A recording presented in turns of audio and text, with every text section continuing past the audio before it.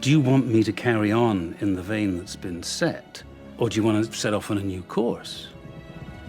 The safe, the easy answer is to say, stick with it as it is. In which case, I guess I'd have said no.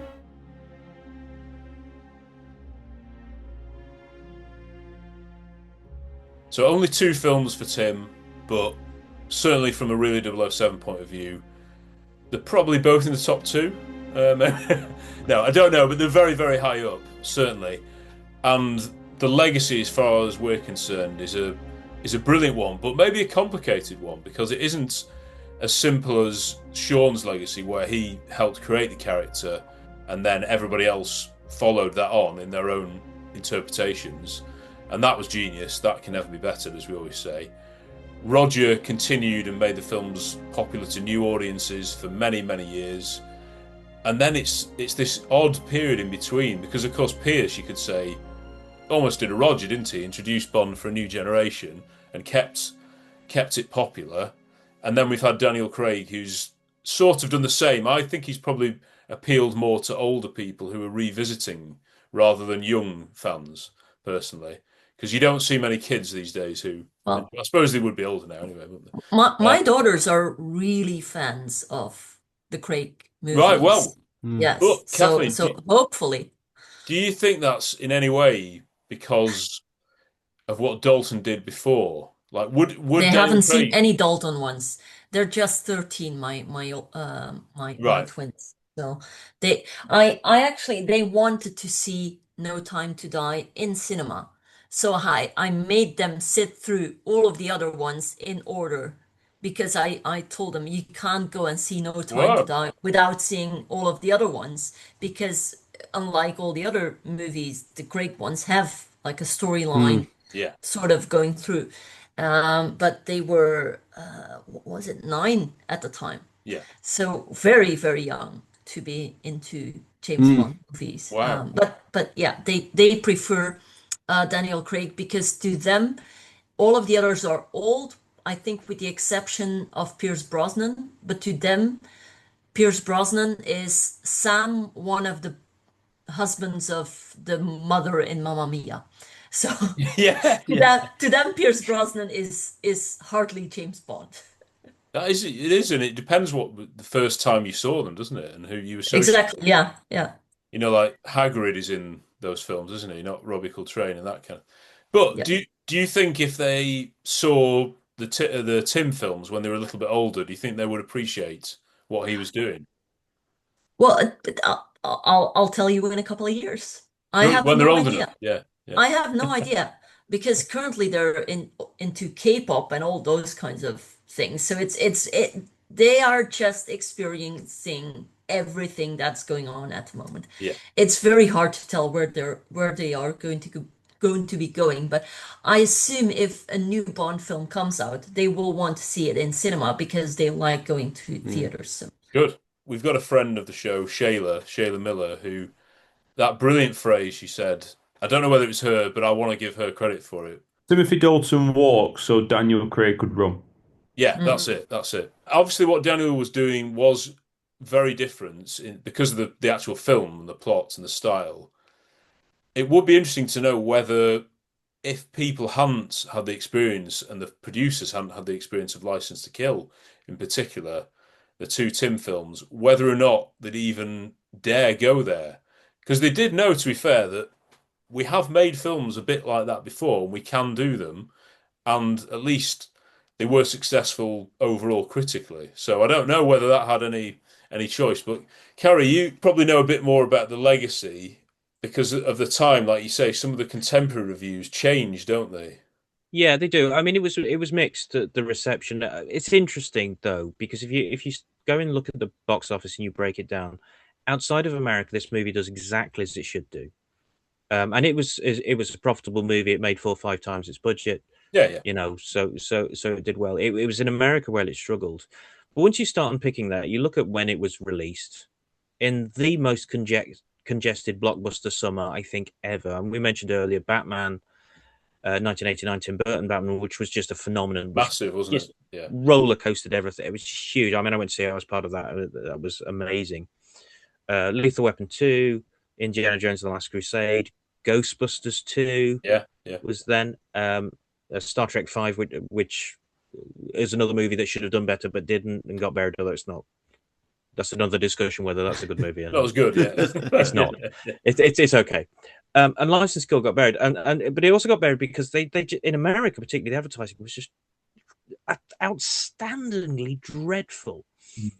It didn't help either that it was originally entitled License Revoked. There's different stories about why it got changed to License to Kill. MGM apparently said that Americans don't understand the word revoked. Another story was that it was too similar to the driving license getting revoked. John Gardner said he wasn't happy because it was like License Renewed, his first Bond novel. But Hollywood always, the Hollywood press takes a name change of a movie as a sign of trouble. And once that starts rumbling, that just attaches to a movie. So I don't think that helped. The print ads in America are the ones in the UK are not bad. The French ones are actually kind of sexy black and white things, but the American ones are just awful. You've got Dalton pointing his gun at us. You've got that's the UK one. That's not so bad. That's the French one, which is super sexy. That's the French style. The teaser posters, which was Dalton with his bow tie undone, which is a really fun signifier of it's a Bond movie, but a slightly different Bond movie. They were cool, but that American poster with him pointing the gun at you, and then a square box with the women in between his legs for some strange, and then Robert Davi's on fire face it's just dreadful.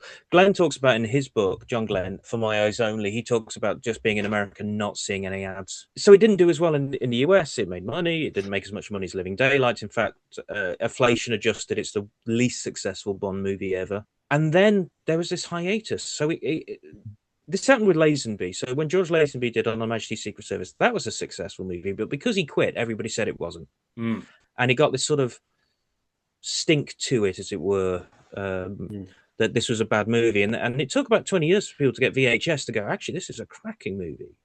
And because MGM was a financial basket case, was taken over by a fascinating Italian guy called Giancarlo Peretti, who faked having the money to buy a film studio.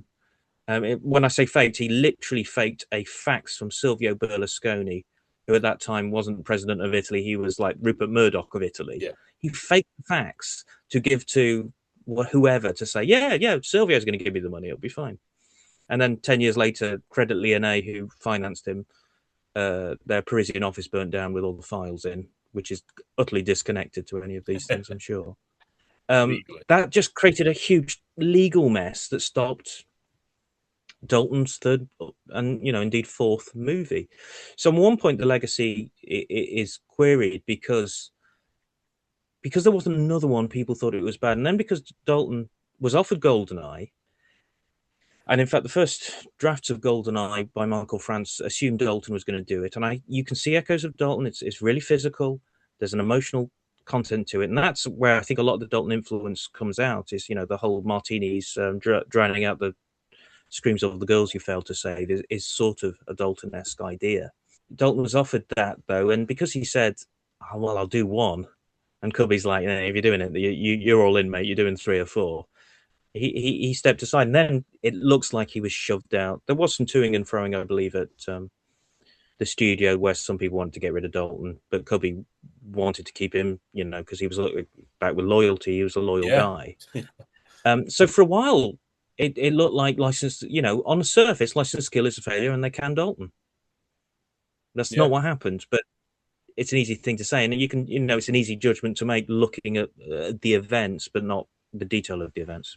The budget, of course, comparatively was by far the lowest, apart from the initial ones, wasn't it? I'm not saying that they should have spent more money on it because it looks brilliant, but it does. But lean into the marketing and that it's weird because different departments. The Bond movies budgets were basically stuck around 30-35 million all through the 80s. So that means For Your Eyes Only costs the same as License to Kill, and you're looking at what other people are spending on movies, and 35 million isn't even close to what Jack Nicholson ended up making for Batman. He made something like 90 million. In that movie. Insane. And they filmed in Mexico, which caused some problems. I think the movie looks great, and having seen it on the big screen, the idea it looks cheap is bizarre. Does it look a bit American sometimes? Sure, the casting reflects that. Darby and Grandel Bush and people like that. Give it a bit of an American feel, and Michael Kamen's music. But the marketing was just, I think, mishandled terribly, and it was released at the wrong time. If they released it like GoldenEye and Brosnan's movies all released just before Christmas, they'd done it then, and a better window, I think it would have, I think it would have done all right. And the rating of it as well, which did. Yeah, that was a problem in the UK, but it still did okay in the UK and other territories. The UK press got really grumpy because they suddenly decided that Bond movies were for the family. And it's like, well, I mean, yeah, maybe. It's a bit like you were saying about the carry-ons earlier. You mentioned carry-ons, I think, when we were warming up, Tom. And it's like, now they're just sort of cozy and a throwback. Actually, they're probably offensive now. But, they were pretty racy in the day, some of those movies. And then they sort of go through this bit of being racy and then being okay for kids, and then suddenly they're racy again. So things ebb and flow with these. Yeah. But you're absolutely right. And it is comparative with On Her Majesty's, isn't it? That there was a stink about that film, and growing up, it's as basic as John's dad. He only did one, Tim only did two, so that must mean they weren't as good. And the actors aren't as famous as, Roger Moore and Sean Connery. So There's that line in Alan Partridge, isn't there? Where Lynn says, "Get rid of the Irish ones. Which ones are those? The Welsh ones, Yeah. He didn't play it as a Welshman, Lynn. Right, as a Welshman, he put Jones the Bond. Yeah. Yeah. But so there is that reputation, but it's so unfair. I think what you got to remember is that he was only James Bond. All right, it was James Bond for a longer time, but James Bond in the films for 2 years. Yeah. 89. It was very, very small period, wasn't it? And those two films are timeless, and they set a benchmark for a Fleming Bond that I think all Bond fans appreciated Dalton more and more and more as time goes on.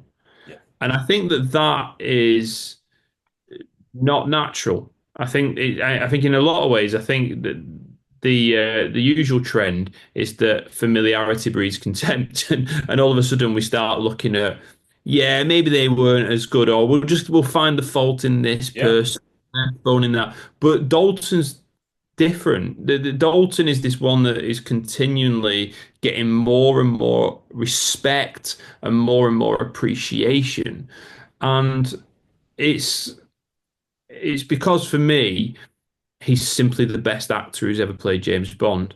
I still think Connery is the best James Bond because he started it, and we wouldn't be having this legacy if he didn't smash it at the start.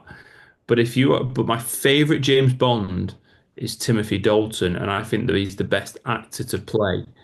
And I think it's seen through. He's got a 2-in-2 record. Everybody shines on screen with him. There's not one bad performance in either of those films. There's just not one bad performance in either of those films. The idea that Daniel Craig is the first human Bond, and this isn't a criticism of Daniel Craig, but that's a statement that's been made for a long time, is utter nonsense. It just such nonsense. How can you watch License to Kill and say you haven't got a human Bond? And it's done so much more naturally, so much more understated, and that scene, John. He was married once. Oh, it's just it's show don't tell, isn't it? Yeah. It's show don't tell. And the thing is that we will go back year on year and year and watch these films, and we'll find something new. Yeah, you can make the same argument for The Living Daylights when Saunders gets killed. Yeah. You see a very human reaction in Bond. It's pure rage in that scene. Yeah. Exactly. You're right, it is human, but it's also, I'm a spy, so I've got to withhold my emotions a bit, so I'm pent up. And he gets angry with Cara, doesn't he, then? And sort of takes her, which is a little unprofessional, but it's better than if he wasn't a spy and if he just chased him and tried to shoot whoever. Because that like that family who nearly, get scared. Yeah. Yeah, it's that conflict of having an action hero, a superhero, and having a real person. And James Bond at his best is both, isn't he? He's Mm. someone you look up to as a hero. You know at the end he'll save the day, but let's have him as a real person as well, who has emotion, does, well, maybe not always fall in love, but he is affected by women who are in these difficult situations along the way. Even Lupe, he recognizes what a horrible situation she's in. She's actually a bit more independent than people give her for getting out of Mm. it, really. But, Pam is almost his equal in terms of she's extremely efficient. And not just because she's a KGB agent or CIA. She's well, she has been in the CIA, but she's a civilian, isn't she, by the end of it, who has attained these skills and is doing it for different reasons. And Kara, yeah, I think if we did a poll now again, I think she'd feel very high in terms of Yeah. best Bond women. So I think, yeah, because he's got all those people around him, like John says, it elevates things. And I know people criticize the villains of Living Daylights, not us, but you've got like one of the best henchmen, so you can see the physical side of Tim there. Robert Darby, even people who don't rate this as one of the best Bond films, License to Kill, they usually rate him as one of the best Bond villains. And those two up against each other are fantastic. So he's got all the arsenal with him in these two films. They're both very different to look at. They're both very different plots, both very different worlds. Like we've said, one's in the Cold War, one's in the drugs cartels of South America and North America. I think if you look now at polls from Bond fans of their favourite films and looking at the box office, they're completely nowhere near. Like Yeah. if you just did it on that, then this and all those would be near the bottom. But oh no, they're in the top 10, both of them, or regularly, and that's pretty good, isn't it, for someone who's going up against the current Bond, Daniel Craig, who's extremely popular, Sean, who's everyone regards most people as the best, and then Roger, who's popular, and Pierce. He's up against all these. Yet the two films are, and it's no coincidence that he's in these films. It's not like some people say George isn't great, but he was in a great film. I'm not sure I agree with that, but much better actor than people give him credit for. There's no coincidence, basically, is what I'm saying, that even in Living Daylights, as soon as he was there 2 weeks later, he made this into his film, his version of James Bond. Mm. And I do think the legacy will only get better because the reason people sort of did them down is because I haven't seen them for years. If you see these two films as a Bond fan and still don't like them, then that I think you're in the minority, to be honest. I think in terms of his legacy, I agree with John that like in a lot of ways it is really nice that it's like two for two, like two of certainly my favourite Bond films, really popular Bond films amongst Bond fans. I do think there's still from others, outside a bit of that Lynn or your dad's attitude. Um, but Sean, Roger, and Daniel are the ones where I don't think people are like, oh, I wish they'd done another one, or I wish they wish they'd Mhm. kept on. I think, some people might have felt that they stayed on too long or they've left at the right time. I think Pierce, there is a feeling that there was a bit of unfinished business and it wasn't quite, for some people they might have been, yeah, it was time to move on. But I think for him, it was more he deserved a chance to have a bit of a reinvention and go back to basics and that sort of thing. For George, I think there are people who wish that there was a his Diamonds Are Forever and his kind of revenge film on the back of what happens on Her Majesty's Secret Service. But you don't often hear people say, "Oh, I wish he'd done two or three more," or seen him in a classic Bond film or something like that. Timothy Dalton is the one where there feels the most unfinished kind of business, and there was that third film. And I know, some of the plot points and ideas and stuff might not be, it might not have been perhaps, as good as these two, but it does feel like, in some ways, we were robbed. Yeah. we were robbed of someone who deserved more than two films, and whether it had been three or four, um, I'm not necessarily saying as many as Roger or anything like that, but yeah, even just one more, just so he could be a bit more gone down in cinematic folklore as a James Bond that mass audiences remember and celebrate. However, we can't do anything about that unless he does an old man Bond, which I can't see happening. So we have these two Bond films, which are both brilliant, which people love, and I'm just really grateful that there does seem to have been a more, a growing appreciation. When we did the Daniel Craig retrospective, of course, not that long a time has passed since and we still don't have a new James Bond actor from him. Whereas obviously since License to Kill, with 35 or more than 37 years on. So time has passed, and there has been that, we've had two more James Bonds and been able to appreciate what Timothy Dalton did. And as you say, Tom, it isn't all down to numbers at the box office, because they often don't reflect the quality of a film and the lasting legacy of a film. We were blessed to have Timothy Dalton as James Bond for such a short period, just in terms of when his films were out, as John mentioned, and his legacy is being more and more appreciated, and deservedly so. Brilliant, absolutely brilliant. Yeah, and it's quite a different legacy conversation, of course, to Daniel, like you said. I think most of Daniel's biggest fans would have to admit his films are, because he's done more of them, they're a bit more uneven, aren't they, in quality? The first and the third are considered some of the very, very best Bond films, but the second, third, and second, fourth, and then probably the fifth are certainly not. They usually come around the bottom, don't they? So that's quite an unusual thing for the same actor to be in such. Possibly everyone says Casino Royale's the best, and then most people say Quantum or No Time to Die are the worst. So that's a very different legacy. And then you could say, like you say, Sean's starts brilliantly, and then the last two aren't as popular, are they? And then if you include Never Say Never Again, Roger, that people are wrong, of course, but A View to a Kill certainly isn't his most popular one. I've never heard, even though License to Kill wasn't as successful as Living Daylights, I've never heard anyone say, "Yeah, they went down the wrong road with Tim. I think they should have done them lighter." I've never heard anyone say that.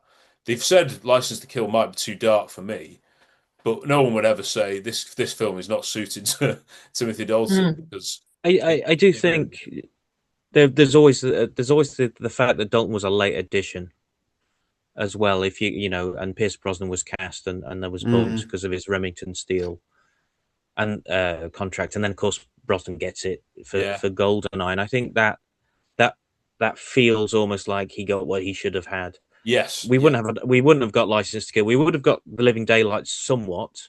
They would have tweaked it for Brosnan's persona, which is a bit lighter, but we would never have got License to Kill. And that movie only happens because Dalton's there, because he's a lover of Fleming, and he's a lover of the Dr. No and From Russia with Love, and he's in sync with John Glenn and the writers.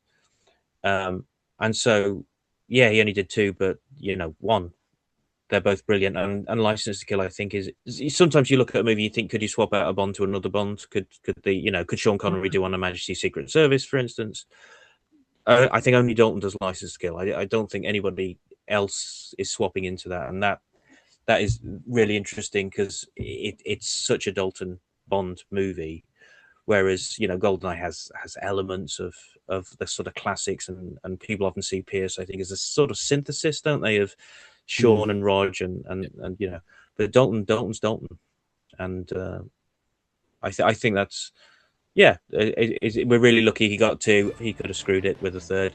Has anybody seen, actually, anybody listening? There's a Lark cigarettes advert. Yes, that Dalton did, which is very Roger Moore-ish, with a guy with a big yo-yo, killer yo-yo thing, and it's interesting to watch because Dalton's pretty good at that. Need a light?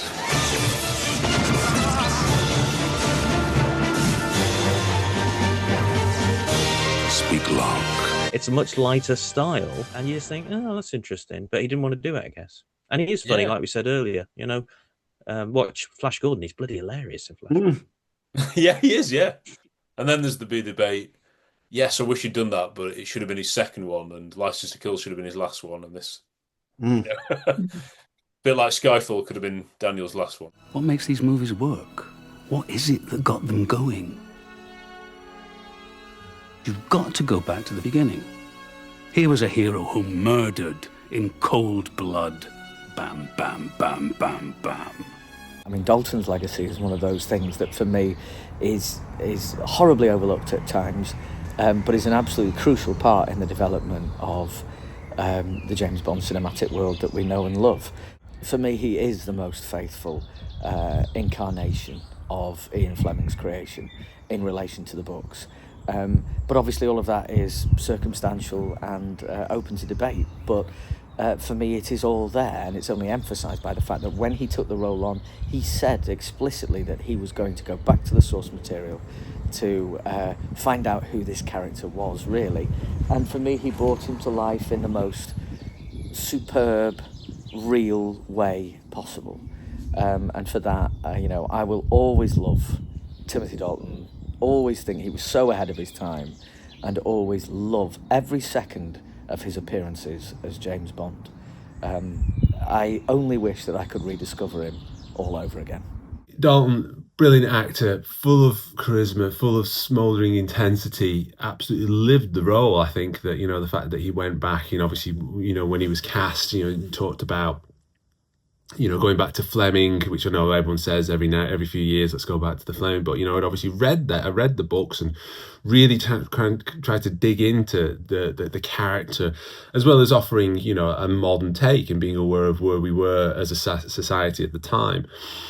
He will forever be, one of the great actors. Every time I watch him in something that's not Bond, like I watched Hot Fuzz recently, and he is absolutely amazing in that because he gets it. He's an actor who gives everything, whether it's comedy, whether it's drama. I feel like he's on board and committed to it. And what more can you ask for from an actor? And he's also incredibly funny and charismatic, and he's just everything you want from a screen actor, essentially. So to have him in those two films, it is disappointing. We only had two, but man alive, how good are those two Bond films? I just think that, like I say, that physicalness to him, the sort of more sort of back to basic, even like I say, even when I think about him, visually, that see him in those two outfits, those defining outfits for me, which is the opening sequence when he's in the jumpsuit, the black jumpsuit, and then in License to Kill, where he's setting up Milton Crest and he's bringing the money aboard. He's in the wetsuit with the knife and his Rolex. It just feels like such a brilliant interpretation. That's what Bond would be doing. He'd be setting someone up. He'd be really make it as personal as possible, really sticking it to them. And those moments where he's just completely like almost blinded by this revenge, but also being able to sort of play the game really well, manipulate people, and that's the thing. That's what is a defining skill of someone who's a spy or someone who works in this, but is being able to manipulate people. I feel that Dalton's Bond is a master at that. You could see he's able to switch between those. What more can you say about Timothy Dalton? One of the greatest actors, one of the greatest screen actors of all time. We are incredibly lucky to have him in two films. I would have liked 4, 5, 6, but though they are top tier Bond films, and very much their own thing. I feel like there's a bit of other Bonds in those films, but I feel he carved his own Bond, and Dalton, what a star. He is just, for me, the most watchable Bond. 'Cause every time I watch his just two films, I spot something new in his performance. It can be a glance, it can be... He does so many little natural things when he's talking to Felix just before they get at the wedding. He's in Felix's office and you see Dalton searching his pockets for his lighter. It's such a natural thing to do because he's not in his own suit.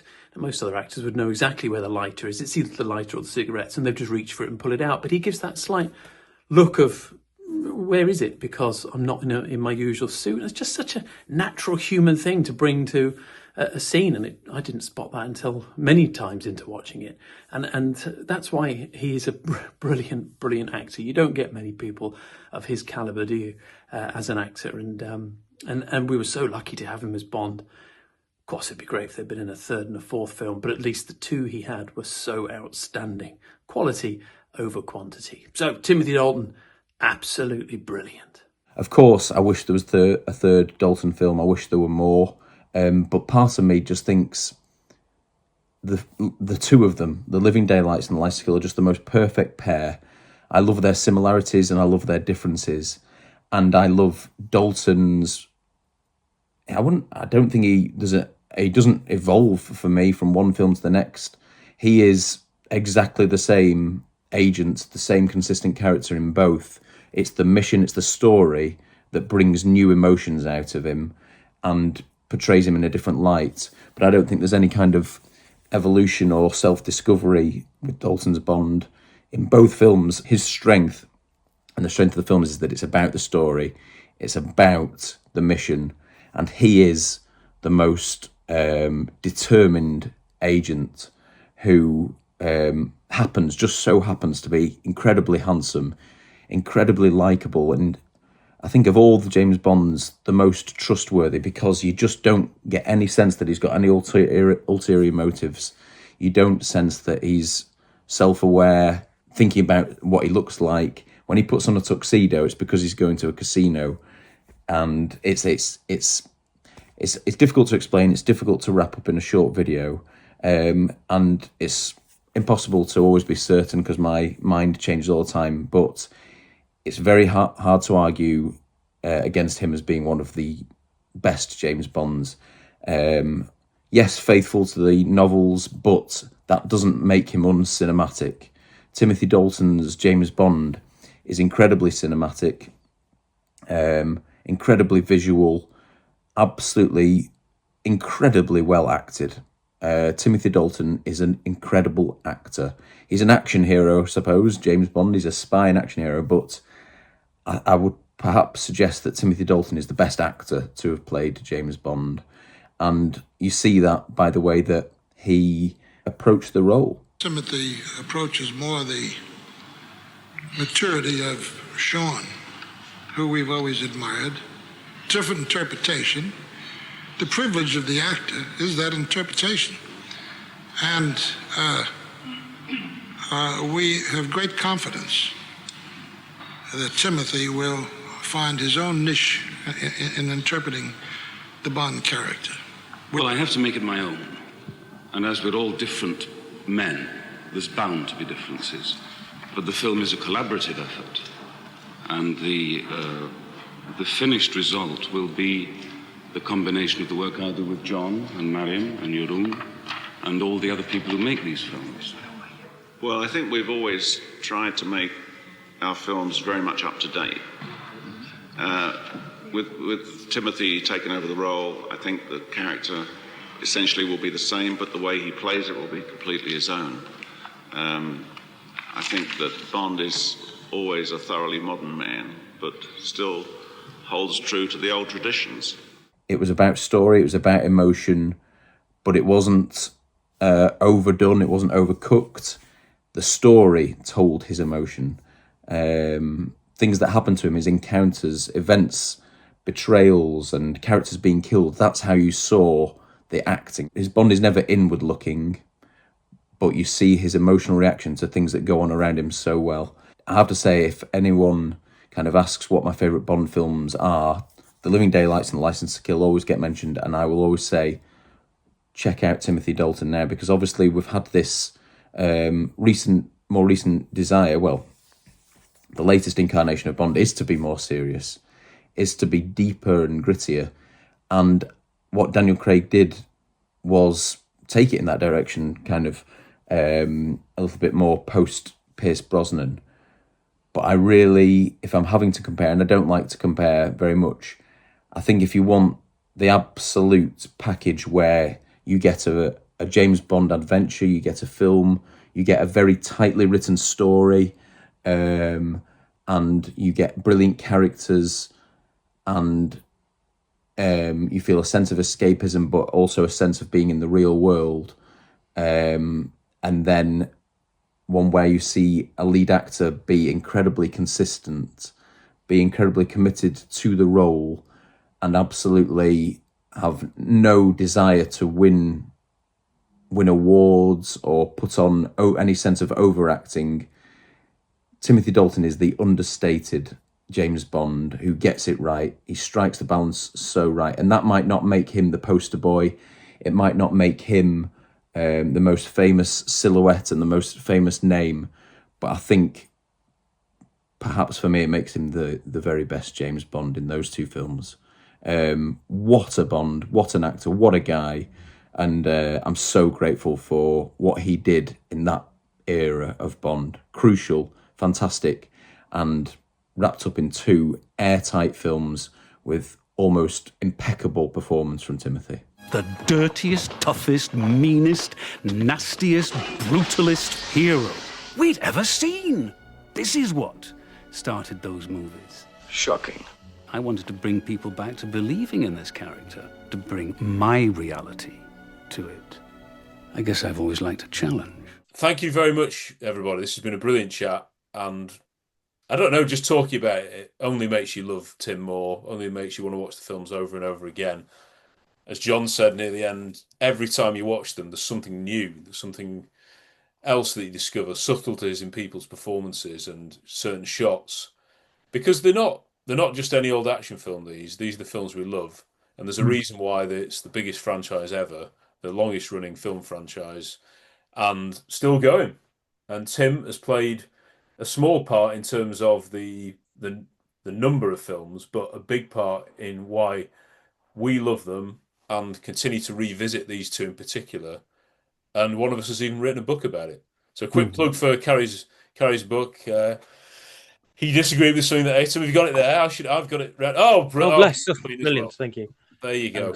And that is also available from Bloomsbury. Yes, I'm just going to throw that in because, you know, self-promotion, boys. Yeah, vigilante thriller, of course. So years later, you think, hang on a minute, License Skill's a vigilante thriller, but, you know. The best. No. Definitely read that. It's a relatively short book, isn't it? So you could read it in a day, definitely. I zipped through it in an afternoon. I was absolutely hooked to it. And yes, we'll have loads more episodes coming up on Dalton, I'm sure we will, and the films and the people who made them. And if you haven't heard all our other ones, there's plenty to choose from. There's the YouTube channel, and then there's Apple Podcasts, Spotify, and many others. Just type Really 007 Pod, Timothy Dalton, and you can't go wrong, to be honest. So, thank you for listening, everybody. And this has been a real pleasure to talk about. And I'm not sure who we're going to cover next, but we're running out of actors. Let's hope there's a new actor fairly soon, too.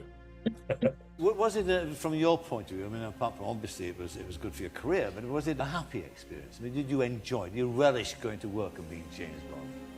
It's not a movie that illuminates the social condition.